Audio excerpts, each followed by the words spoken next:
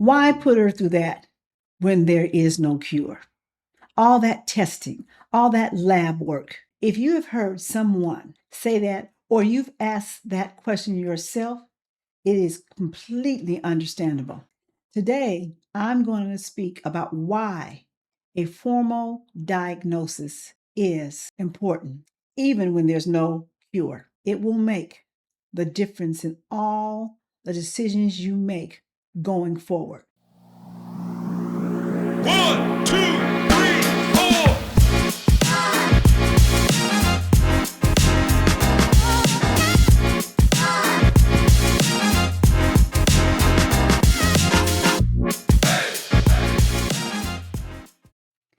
Good day, and thank you for joining. I'm Gigi the Gerontologist, and today's episode is on why bother getting a formal diagnosis, especially when you know there's no cure. In this particular instance, we're talking about Big Daddy D again, dementia. You want to get a formal diagnosis for your loved one. And here are a few reasons why. Remember, you're going to walk away with one point of clarity and one action item that you can take. And that's what this is all about. This is for you. You get a formal diagnosis of dementia because you need to rule out reversible conditions like vitamin B12 deficiencies. Your person might have a thyroid issue. You may have an infection of some sort that mimics a dementia. So oftentimes, when you don't have that diagnosis, you're just pulling from the hip. It allows you to be able to tailor your treatments for your loved ones when you have a proper diagnosis. It allows you to be able to manage the medications that you're going to be given. It allows you to enter into clinical trials if you want to, and especially prepare legally for your loved one's future. You definitely want to get that diagnosis, and it needs to be formal, and it needs to be on, yes, I said it, paper. Okay, you want to be able to put it in a wonderful binder so that when you go to various places, for example, it allows you access for treatment. There's a great amount of medications right now for dementia.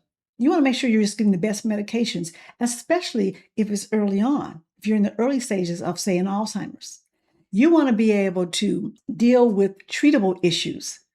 Sometimes, again, as I said, they may not have dementia. They may just have memory loss or some confusion, or, it could be depression. It could be sleep problems. There could be some side effects to medications that you're not even aware of. So you want to be able to rule out those things that are treatable versus what truly could be a dementia. So you do want a written, formal diagnosis. Let's not fool ourselves here. We're dealing with a very severe cognitive memory loss. This disease can take our loved ones to their death. I don't mean to be cruel and mean, but I want us to be more on the business end of things as it comes to our loved ones, to the best of our ability. The other thing is, you want a formal diagnosis because you need to be able to be empowered and prepared legally and financially for your loved one's future. You're taking care of their arrangements. You're going to be asked for specific types of things. You may be walking into funeral homes. You may be wanting to get your loved one in a specific care facility, adult day programs. You may want respite care for them.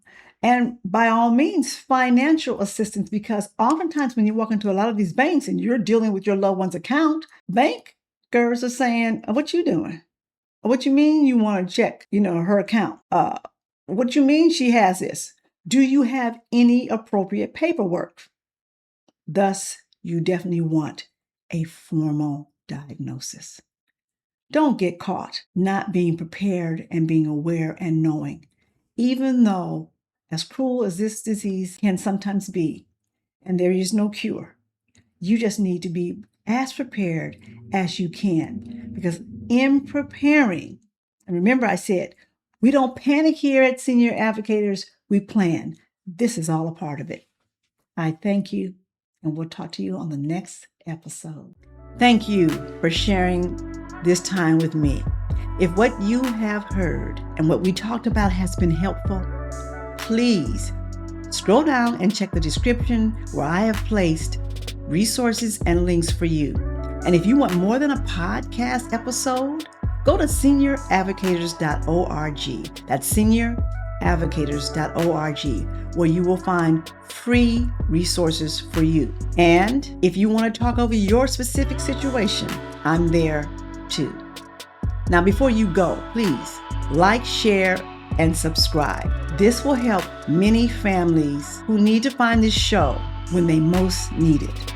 Remember, you cannot go this alone. I'll see you in the next episode.